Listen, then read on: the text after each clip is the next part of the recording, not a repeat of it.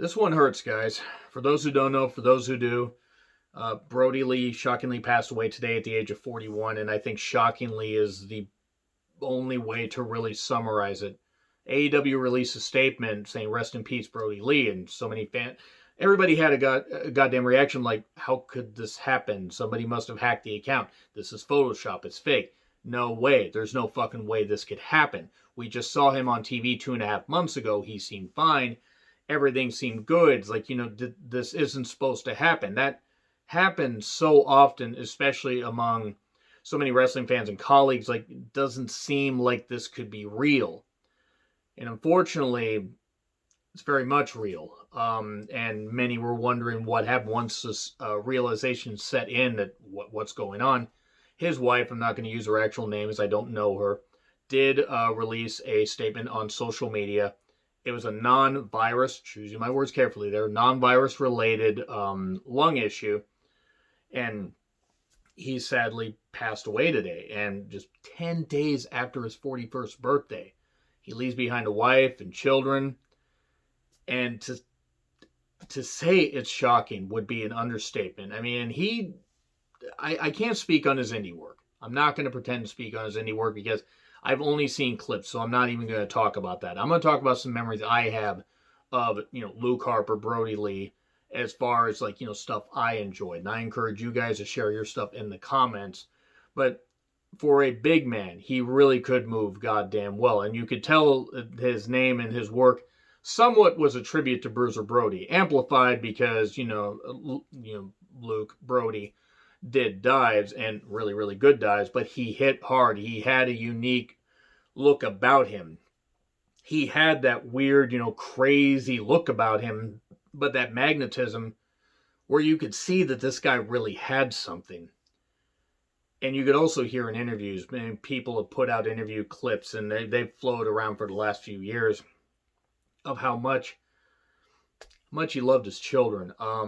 Instagram, he would always post about his children. He would always post about his wife. You could tell how dedicated he was to being a tremendous family man and earning a living, and he was able to do that for a number of years, and the hard work paid off when he got into WWE. And yes, there were times where he wasn't fully utilized. That's not the place to talk about this right now. I wish he had been a singles champion more often, but for a guy that had his look, that had his, and he got at some points, like later in his run, he got to where he was in incredible shape and really dedicated himself to his craft. But going all the way back to the Wyatt family, Bray did make that work. He was the leader. Eric was also there. He was the big guy. Luke was like the Tully Blanchard, or the Arn Anderson, so to speak, of the group. I would say more of the Arn, because he was the glue that held the thing together, because he had that breakout potential as a single star. And then he did that, there were the matches that they had with the Shield, Elimination Chamber 2014 in particular sticks out. He would have, good singles runs on occasion. He was a former Intercontinental Champion. Had a good showing during the 2014 Survivor Series match. And from there, they'd reunite the Wyatt family. He would do his own stuff. He would break away from that, and they would kind of not do right as far as, not putting him with Randy and Bray and making it a triple threat match at Mania 33 because the crowd was really, really on his side. And the crowd loved the guy before because he would have the whole thing. He'd throw his arms out. Hey! He'd do that. The yeah. And he could just get those crazy eyes and just get that look, but you believed it. You could tell. It's like he believed it, you believed it, and then you saw how he was with his family, and it was like just a complete change. But he was that guy. He was Luke Harper. He was Brodie Lee when that red light came on. And just seeing how good feels strange saying how good he was, because it doesn't feel real.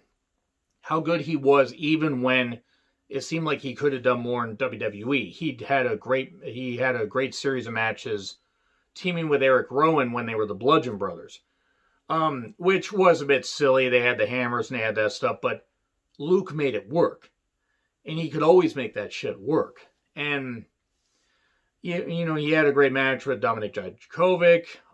That didn't, you know, even though it was a great match, there was the stuff with his release. You could argue that maybe he should have been given his release sooner, as he wanted to, you know, take his passion elsewhere. He had done a lot in WWE and left a lot of good memories. I mean, Mania 31, we want to go back to that great ladder match, that multi-man ladder match to open the show. That was some great stuff.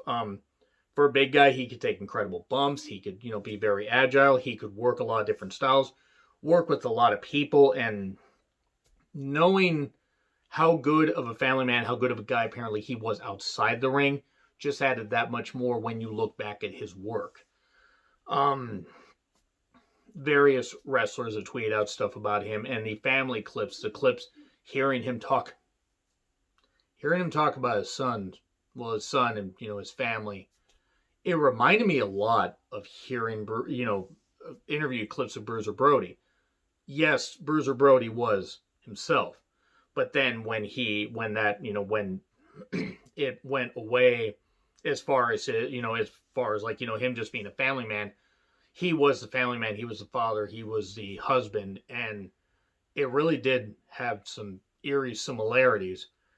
And then he went to AEW, and yes, full disclosure, I was not a fan of the Dark Order gimmick, but I appreciated how he was Brodie Lee again. He was allowed to be more of himself, and he did what he could, and he won the TNT Championship from Cody. He never got to get that big pop like he would have because of the ongoing pandemic. So he wasn't able to get that hometown pop. Apparently, it was going to be in Long Island, which would have been incredible because apparently he's from there, or at least a surrounding area, and he would have gotten, you know, a monster pop there. That being said, fans still gravitated towards him, and his work, you could tell he was really focused on getting even better and making this run in AEW work. And then came the loss, and you know, when he lost the TNT Championship, you know, he won it in shocking fashion to end like the later August edition of Dynamite, and then lost it about 6 weeks later to Cody, and that was his last match. It was the last appearance on AEW television. And then this info comes out. There's plenty of memories that I didn't share because I only got to see him in WWE and in his brief AEW run. But I want to ask you guys, what are some memories that you have of Brodie Lee? Please share them in the comments. Do your own videos. Let's do what we can as fans to just keep his memory alive, because as a family man, as a good monster heel that could move so goddamn well, he should be remembered. And that's really all I can say. I mean, to say that this was emotional, I mean, I'm trying to keep it together here, and I can only imagine. Thoughts and everything go out to his family, his children, his, you know, his wife, his kids. I mean, anybody that he knew that he was that close to. I mean, that just around the holidays, you know, around the holidays or anything, but especially around the holidays. I mean, good Lord, that's just fucking devastating. In all honesty, guys, please share your memories in the comments, and that's really all I gotta say. Rest in peace, Brodie. He gave a lot of memories. 41. 41's too young. Rest in peace, Brodie.